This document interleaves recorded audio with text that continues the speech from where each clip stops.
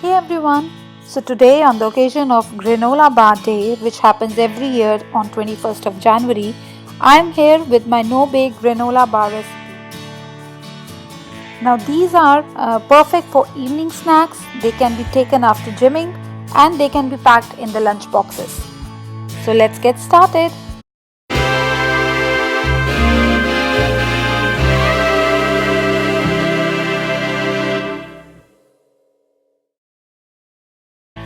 So in a large bowl we have some oats, and into this I'm going to add some Rice Krispies, and generally we all have these two things in the kitchen.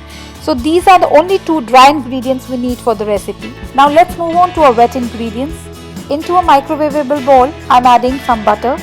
Into this I'm going to add some brown sugar, some honey, and now let's pop this into a microwave for about 30 seconds to 1 minute. So our caramel is out of microwave. To this I'm going to add some vanilla extract and some salt, and then I'm going to give it a good mix. And now into our wet ingredients I'm going to add some cocoa powder and mix this again.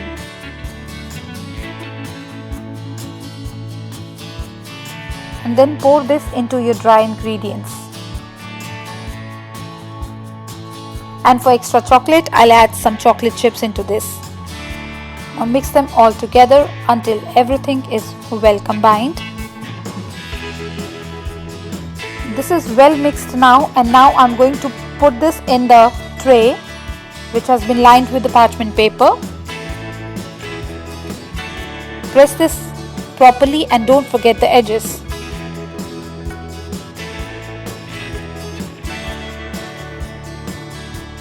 Now sprinkle some more chocolate chips on the top.